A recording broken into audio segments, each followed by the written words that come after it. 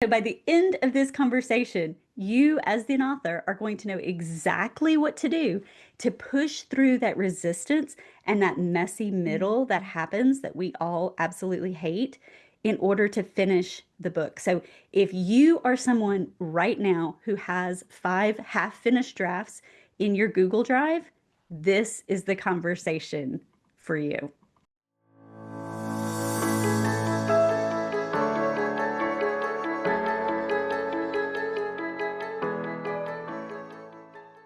Most authors think that because they're tired or uninspired, that's going to keep them from writing the book.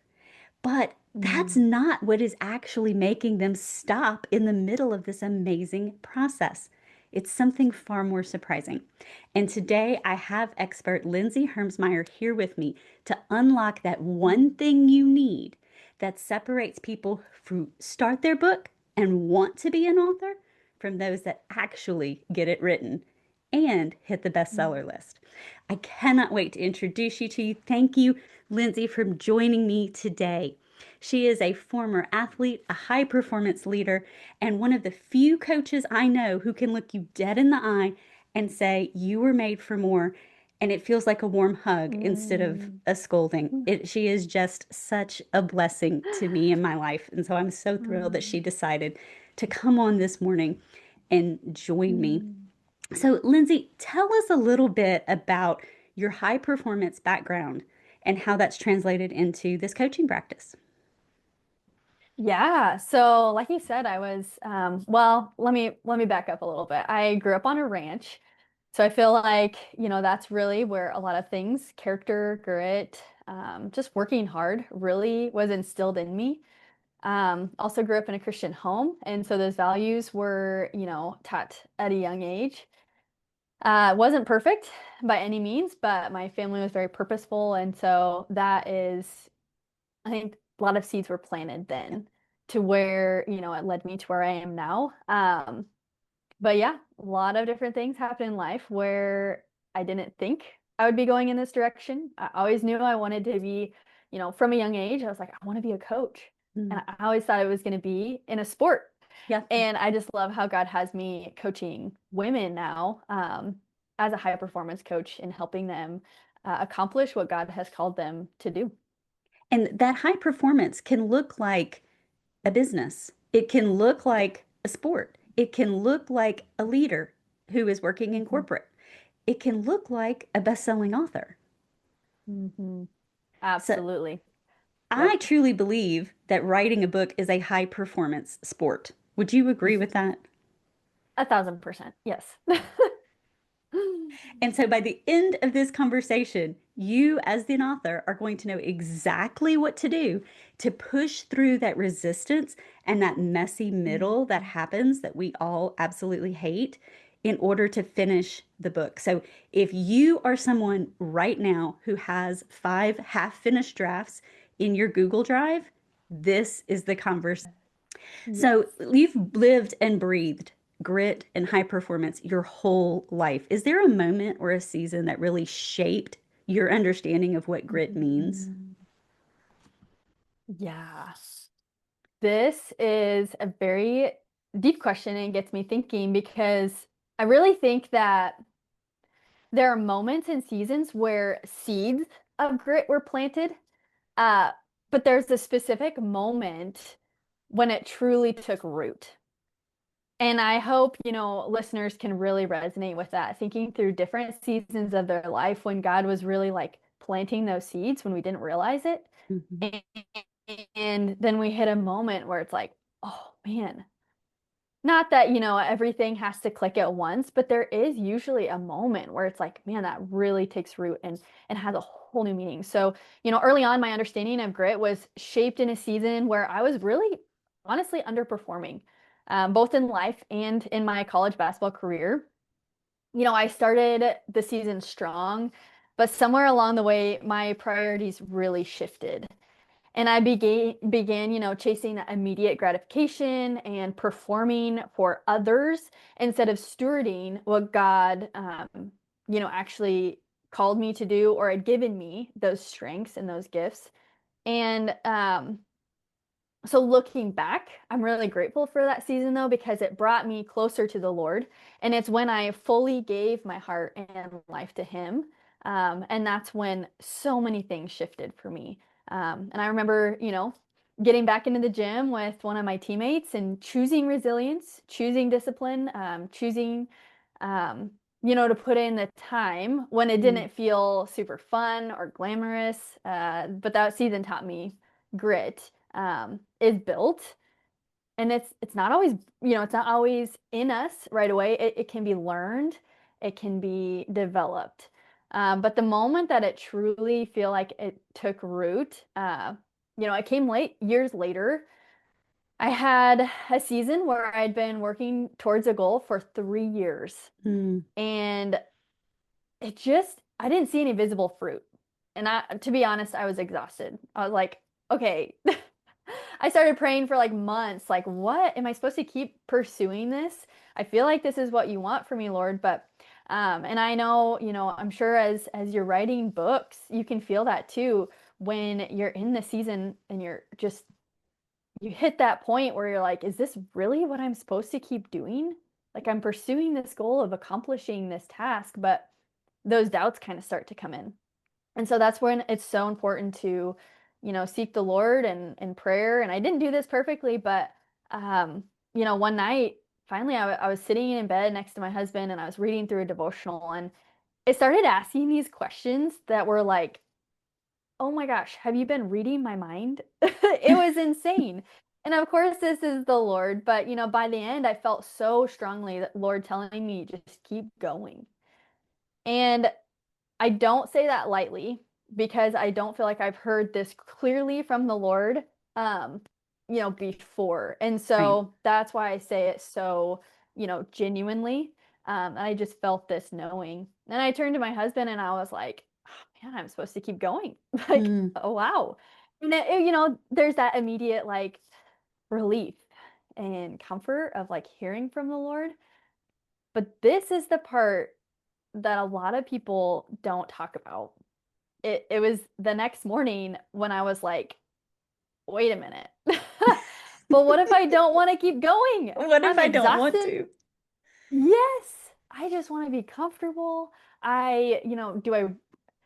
I have to continue down this road? And so, as I was walking, I think it might have been that day or the next day, I was reminded that delayed obedience is still disobedience. Hmm.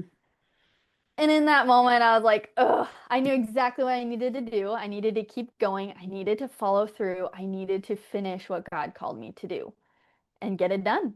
And get it done. Um, and get it done. But, again, not a lot of people talk about that part where it's just that tension of, and questioning. Um, and then maybe we do hear from the Lord and we're still exhausted, but we need to surrender, Hmm. what we want in the moment. And that's really what I had to do. Um, I wrestled with it for a while and eventually, it's like, all right, I got to keep moving. And through that, clarity came through movement, more and more clarity.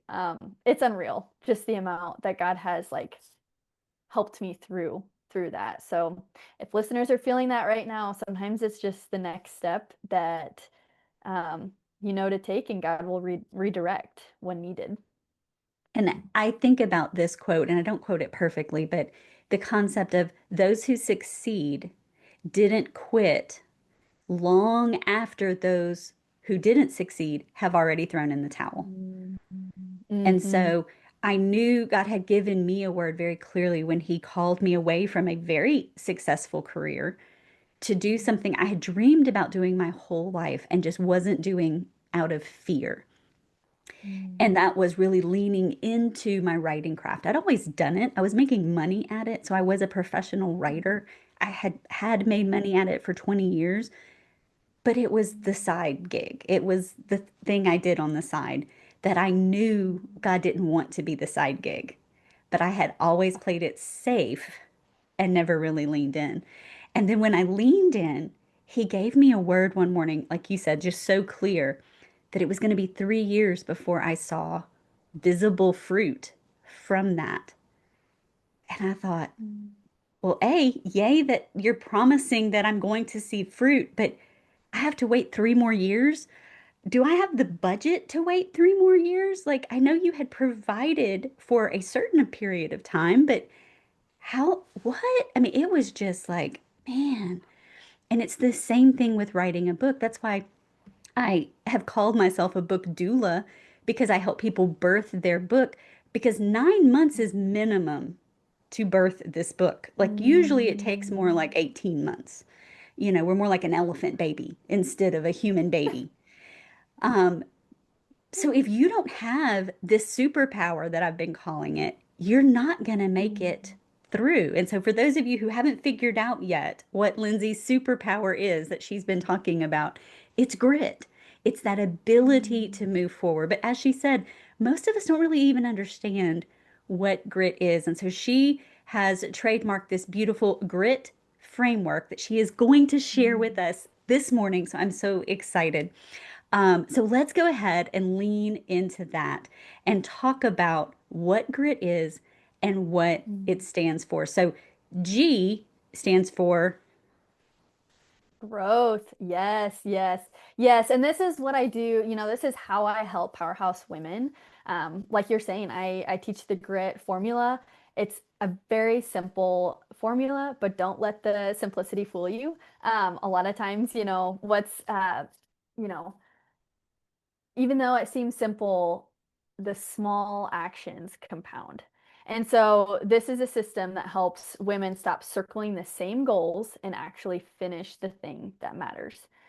So growth, this is where we start. Most women think that growth is about achieving more, but a lot of times it's becoming the kind of person who can consistently achieve more. And so what we go through is we define what progress actually looks like, so everything feels purposeful instead of chaotic. oh, that is so And good. a shift, a shift that I like to also talk about is instead of just going through it, we're going to grow through it. Mm. So the really uncomfortable areas of life, the things we didn't plan for, how are we growing through it and becoming the woman who can accomplish the things that God has set for us? So So that's do where you, we start. do you see women then mistaking growth for fruit? That's a great question. I think it could be. And that's where I like to have that shift of, instead of just, you know, a lot of times too, we have the thought of like when we set a goal, we want that fruit right away. Yeah.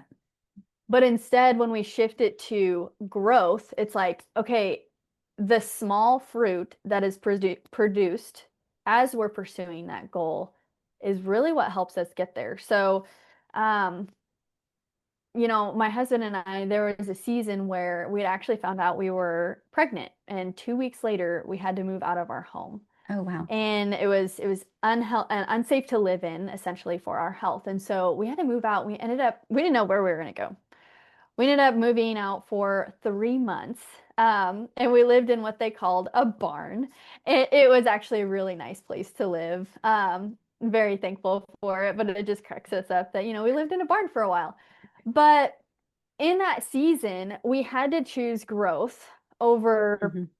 in the small things and in the frustrating things. And so we did see growth. We had to celebrate the small wins.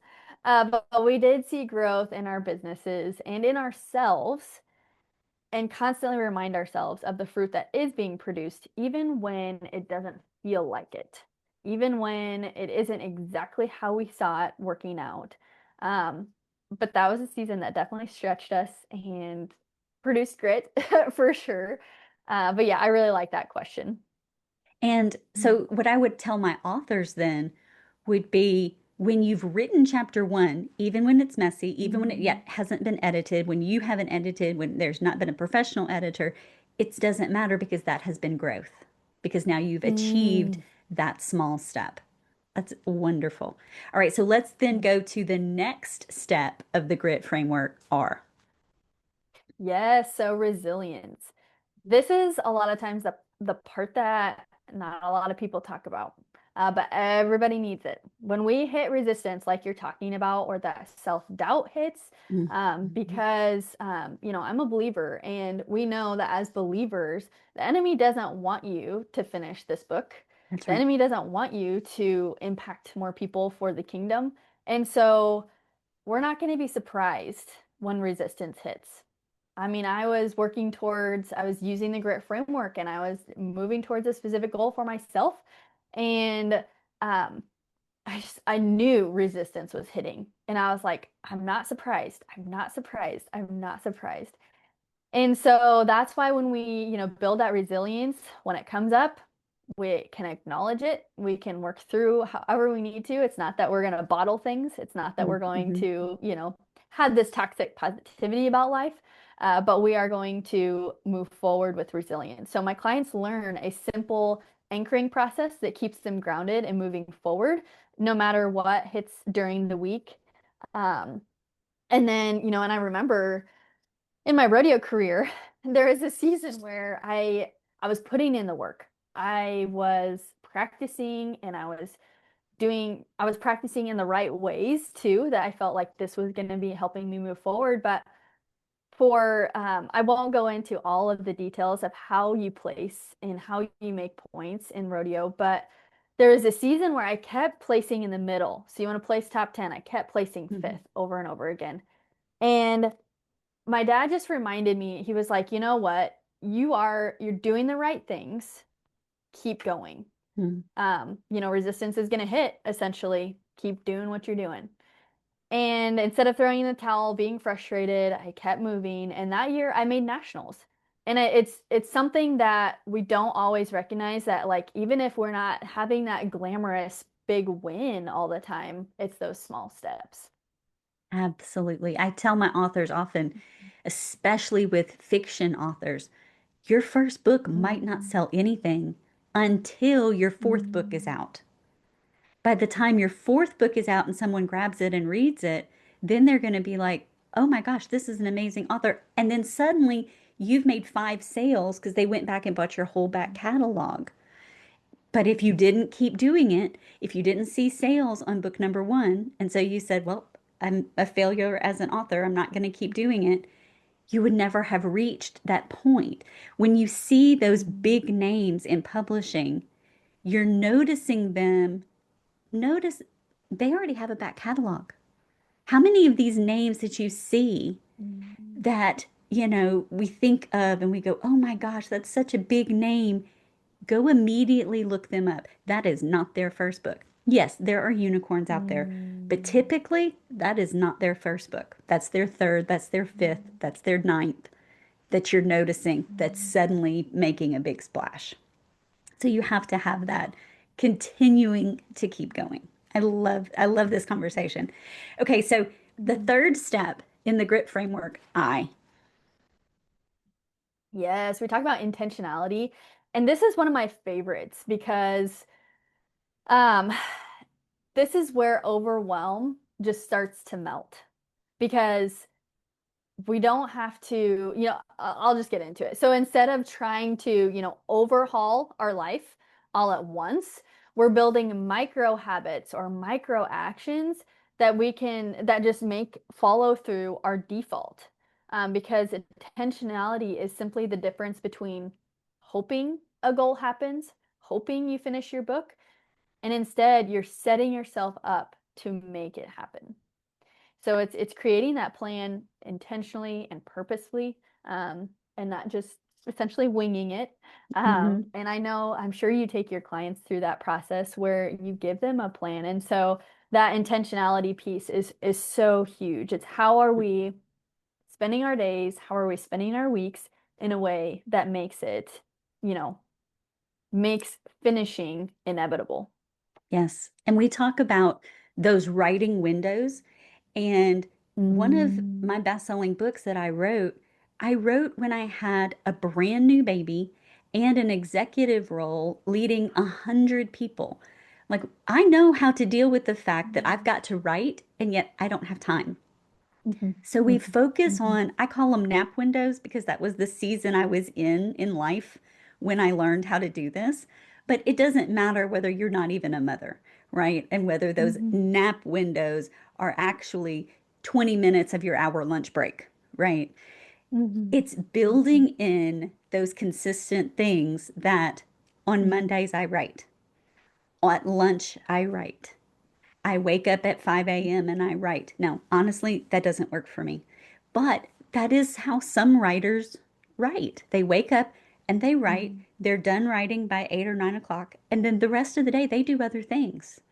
But they Mhm. have consistency. You will not find a professional author who makes their money from writing not having a Mhm. consistent writing block that they come back to all the time. The size of it may be different for different authors, but there is one.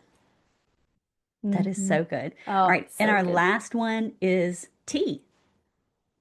Yes, tenacity. Mm, This is the one just where things really click because tenacity is, I go through with my clients, this is your God-given strength inside you um, that you need to be reminded of, that you need to know, because this is when resistance hits and you want to quit. Like you really do just want to throw in the towel. Um, when things get uncomfortable, inconvenient. But when my clients tap into this, they stop relying on motivation and start relying on identity oh, and that's so who good. God created them to be. And so, and I recognize this for myself too, when I have this identity, like accomplishing things, pushing through, living out tenacity is so much, it's not always easier, but it's our default mode, right? When we continually go back to who has God created me to be. Yeah. Um, and so when all four of these are aligned, these pillars of grit, again, women stop circling, or you might stop Hmm. circling that goal of finishing that book. Um, maybe you've had this book inside you for years and you just really want to get this out. This is how you can finish what God put on your heart. Um, and it just changes things, and it can, release that pressure, um, and get it out into the world. That is so good. Why do you think that writers specifically underestimate the grit that they already have? Mm. So what instantly comes to mind is if they don't see themselves as a great writer, they will start to underestimate their grit. That is so good. Again, if they haven't taken that identity on, then how are you supposed to follow through with that? Um, so we need to be consistently reminded of those gifts and strengths God gave us in order to complete the book He put in you. So, also, as we talk about identity, this and mindset, seeing yourself as a great writer, I'm reminded of a story I heard a long time back from a pastor illustrating this same point. It's, if somebody's trying to quit smoking, Mhm. they're more likely to quit smoking if they take on the identity of someone who used to be a smoker, Ah, as yes. opposed to someone who is trying to quit. Yes. One is the identity of someone who is still a smoker, and the other is the identity of someone who used to, yep, I used to do that. So for me personally, it was I used to be an overthinker. Mm, Even while I was still overthinking, I had to tell myself, oh, I used to be an overthinker. That's not who I am anymore. And that's you good. know, that's not how God created us to be. Like that's not what he wants for us either. And so as we talk about this too, I'm reminded, like, just like Christ saves us, we are no longer who we used to be. The old is gone, the new has come. And so as you're writing this book, taking on the identity of, like, God has called me to this. I am a great writer. This is my purpose. And so that's just something that comes up for me as you ask that question. That is so good. I was listening to a podcast and Wendy Bauchland, who's an author, was on there. And she said Mhm. that God had told her one time when she was in one of these seasons of identity crisis around, I'm supposed to Mm. be writing. God has clearly told me to write, and yet I'm not producing. And she said, He told me one night, and I forget exactly if it was in a dream or not, but it was very, very clear to her that if you don't write this book, in heaven, you'll be known as an author who didn't write the book that God called her to, not as someone who Mm. wasn't an author. And that Mm. just hit me. And from that moment on, God very clearly told me, stop calling them aspiring writers. They're not aspiring to be a writer. They are a writer. They just haven't Mhm. published their book yet. Mhm. And that Mm. that really made a shift for me. And so I want you, if you think of yourself as an aspiring writer, please stop and think of yourself Mhm. as a writer who is in a certain stage of the process. Mhm. I think that Mhm. is such a big identity shift. I love that. Yes, absolutely. That's amazing. Okay, so if there is an author listening to this and they are feeling stuck, what would you tell them to do right now in the moment to tap into their grit? Mm. Yeah. So taking on a gritty mindset. So we're looking at what are you thinking about? So if you're, listening to this and you're walking, you're driving, I really don't want to, I don't want you to miss this next quote because it shifted things for me personally. And I heard this years ago. So our lives are moving in the direction of our strongest thoughts. So Mm, here's the question you need to ask yourself. Do you like the direction your life is heading? And are you moving towards actually completing that book? Or are your thoughts leading you to get more distracted, be more overwhelmed, um, believe the lies that the enemy is trying to tell you? So again, that quote, it's by Craig Groeschel. And he says, our lives are moving in the direction of our strongest thoughts. So if you're feeling stuck, um, what are you thinking about? Is that all you can think about? Is I'm so stuck. I'm so stuck. And instead, expanding your mind and your capacity to, um, rewiring your brain. And we won't get into all of that, but just, what are you thinking about and taking inventory of that is so huge. I know for me, when I feel stuck, a lot of times I'm not thinking helpful thoughts. hmm I'm going down the same thought pattern that leads me to stuckness. And when I pivot and think about what is actually helpful, what's real and true, um, that is where a lot of breakthrough happens. That is so good.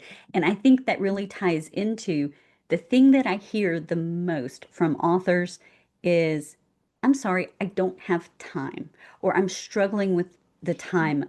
I haven't been able to write this week because I haven't had the time. I know personally it's my own biggest struggle is I tell myself I don't have time.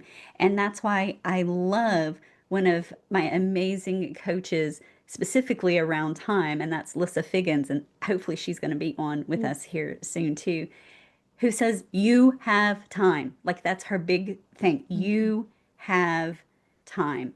So when people are struggling with that, you don't have time thought, in addition to rewiring and thinking differently, like you've already taught us, Yeah. what can they do to keep showing up without burning out?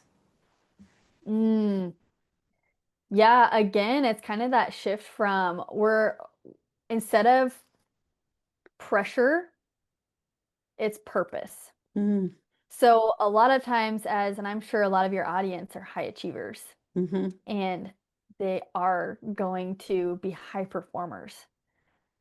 And we can put this um, on ourselves. It's either self expectations or how we grew up, this pressure that we have to perform. And it leads to burnout, as opposed to we're looking at this at we're purposefully stewarding the time, like you're talking about, the gifts and the strengths God gave us. Like he already gave us what we need. hmm And so, taking on that shift is really, really huge. That's a game changer for me. And I know it is for the women that I coach because sometimes we think, especially when we're burnt out, it's like, I just don't have what I need. And if there is a season of burnout, there is time to reset, realign, you know, seek the Lord. Absolutely.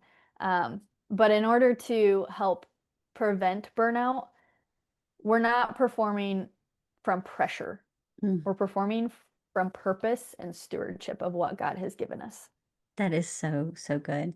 So let's Mhm. get real practical. What is one or two very practical habits that an author can do literally this week to build grit Mhm. while they're writing, especially when they're in that messy middle and all that resistance is hitting them? Mhm. I'd say telling yourself just the next thing. And this was a season when, like I was talking about before, when I woke up the next morning and I was like, but what if I don't want to do this? Mm-hmm. And I wanted the whole game plan. I wanted the confirmation after God gave me the confirmation, and I wanted the step by step, all of the things. But in a book, I was reminded that Saul, when the Lord met Saul, and was he was on the road, right? And after this encounter, I'm just going to give like a quick overview. He gave him the next instructions he said, go to the next town and I will give you your next steps, Mm, essentially. yep. What he was saying. And that hit me because I was like, I wanted the whole plan. But sometimes it's just do what you know to do right now, and more clarity will come. So that's what Yes. happened. I moved and clarity came. So honestly, I can't remember your original question, but that is just what comes up for me. As we talk about this is, oh, the practical habits. Yeah, Yep. just thinking, okay, what do I need to do next? Um, and a very small thing. It's what do you get excited about in your day? How can you incorporate that more into your life? So this is where we get very practical. Um, if I'm helping a client with a morning routine that they actually get excited to get up for, to get to do, and maybe it's for them, it's get excited to write. It might be a coffee. Like, how do you like your coffee? And make Mm-hmm. sure you get a coffee you enjoy. Just small, very small things, making the environment enjoyable to be in. Um, that's just a small thing that I like to encourage clients with. That is so good. Okay, I'm going to expand on that because this is Yeah. great. And something I tell my authors in the Christian Writers Arise Academy. Look, I'm going to show y'all. This is my silly little pink keyboard. Okay. Why do I have a silly little pink keyboard? And in fact, I even have clients who have the exact same silly little pink keyboard because it makes me happy, because it makes me more likely to put my hands on the keys because I like the way it clickety clacks. And so I have that. The other thing I do, if I'm really, really in a slump and I really don't want to write, I take myself to a coffee shop because, well, what else am I going to do there besides drink coffee and write? And it Mhm. feels like a treat instead of like that work. So I love that practical habit. Find something that makes you really enjoy what you're doing and then use that because then that is going to build that momentum. The other thing I tell my Mhm. authors is stop writing before you're ready to stop because when there's something else you still want to say, you're more likely to come back to it next. So it like pre-builds in momentum for the next Mhm. writing session. So Mhm. those are some Mhm. of my own little tips, and I love that you brought that up as a very practical habit. Now, you and I both operate from a place of faith, of calling and purpose. I specifically talk to authors who God has called you to write this book. So, how does faith strengthen grit, especially for someone writing a message that they know God is telling them to do? Mhm. Mhm. Yeah, it just faith strengthens grit because we have hope. Mm, Because without hope, like the strength that we have is just very not strong. In very simple terms. I I was talking to some women, a little while back during one of my events, and one of the main things that came up for them as we were talking about finishing the year strong is one of the points that I talked on is sometimes as high achievers or high performers, we lose hope. Mm, And so our strength fades. And that's what I wanted to encourage them with that day. And I want to encourage you with it today too, is that we do have that hope. Even mm. that just a tiny bit of hope can help build that strength and that belief to accomplish what we need to. Um, and I want to encourage with this too, that, as I have books back here, um, I'm just so glad that I was, I thank you again for inviting me to this podcast because books have influenced my life and so many people's lives in insane ways. And so I want to encourage that if you have this book in you, and when you get it finished, the amount of people that you can impact for the Lord, for the kingdom, is probably exceedingly and abundantly more than you ever could ask, think, or imagine. So, books have shifted my life, and I'm just so thankful for it. So I just want to encourage listeners with that today. That is so, so good. Okay, lightning round, Lindsay. What is the hardest grit pillar for you personally? Oof, man. For me personally, I would say probably tenacity. Oh, same. Reminding myself, yeah, yeah. It's, continually reminding myself that, just I just need to keep moving forward. Um, but yeah, that's interesting that you say it's yours as well. It really is. So then which one's the Mhm. easiest one for you? I'd say growth. Same. Yes. See, I Yes. knew we're Yeah. soul Yeah. sisters. And Mhm. what I wanted to say too about growth, and the reason I asked about the fruit is because Mhm. my mom used to talk all the time. Well, she still does, but she talked all the time about fruit is something that grows. It's not something that's immediately there. And the fruit Mhm. is the last thing that grows. So when you see growth, you're going to see the small sprout. You're going to see the leaves. You're going to see the Mhm. branches. You're going to see all of this growth. Then you're going to see the flower. You're then going to see the fruit beginning long before you're ever able to harvest that Mhm. ripened fruit.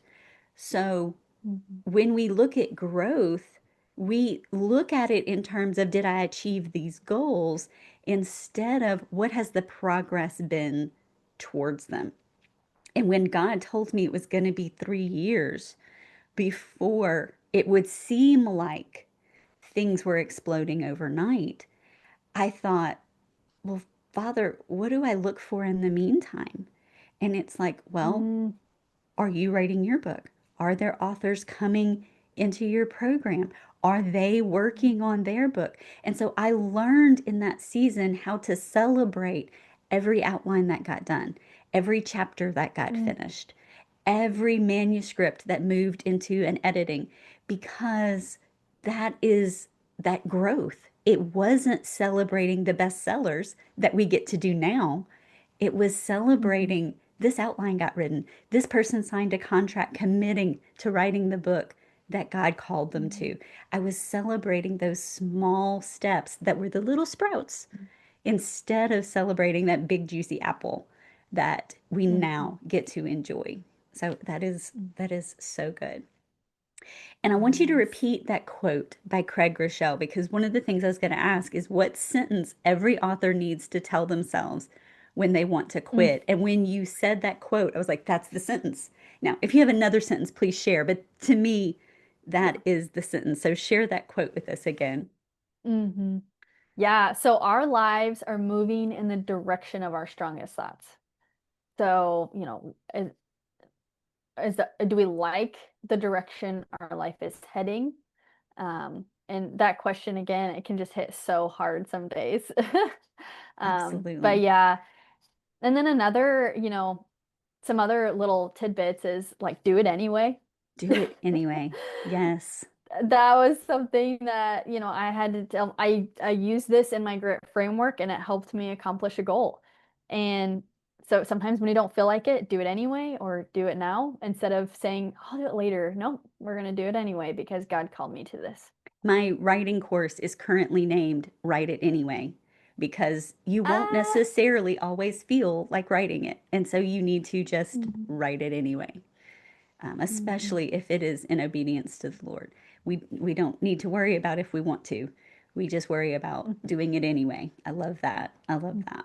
mhm, Okay, so one of the main reasons that I really wanted you on here is because authors need that strength in that messy middle. mhm, And I knew that this framework of grit was going to mhm, really bless them with how to get through that. So if you've liked this content, please subscribe, hit like on the video, because that just will encourage the algorithm to show mhm, you even more content like this, and we will keep putting out more and more content to help you really mhm, grow as an author. And as we're wrapping up, Lindsay, for those who are saying, I need to be, she keeps mentioning this coaching program, I need to be in there, yeah, tell them where they can find you and a little bit more mhm, about what's going on in that program right now. mhm. Yeah. So this is right now Grit Compete to Complete Collective is happening, and I actually have just a few spots left. Um, they'll go quickly, so if you are hearing this before, January 12th is when it kicks off. And it's a 6 month deal where we are completing what God called you to do. And just like we talked about, through the grit framework, that's what we're doing. Obviously, I just hit the surface of what the grit framework entails, but we really dive into that, and there's lots of accountability and a little healthy competition involved. I love that. I love competing, and so gotta have that as well. I love that. And so And they go can get ahead. in touch with me through, oh, sorry. No, yeah, go ahead. How can they get in touch with you? So yeah, so you can either message me on Instagram or go to lindsayscoaching.com and you'll see that tab there, Grit Compete to Complete. That is awesome. And I'll have it linked in the show notes as well. And so, if you Mhm, are a brand new author and you really need that structure and accountability around what to do next in terms of the writing process, please come and find me at the mhm, Christian Writers Academy. I have all kind of resources, as mhm, well as that full academy that you can join, where we walk you through step by step that writing process with all of the accountability, an amazing community of authors that are writing mhm, amazing best-selling books. But if you're an author who mhm, already has some books out and you're really just wanting more of that accountability piece, you're needing that healthy competition because you have this goal, you want to get it done. But in terms of the actual writing process, you already have your team, you already have an editor that you work with, you already have a cover mhm, designer that you work with. Lindsay mhm, might actually be the exact mhm, right coach for you. So reach mhm. out to Lindsay, and I cannot wait to see the amazing books that come to fruition because you hung in there and you had grit. Mhm. Again, thank you so much Yeah. for joining me today, Lindsay. I so appreciate your time this morning. Yes. Thanks for having me. I love being here and having a conversation with you. Awesome. All right. We'll see y'all later.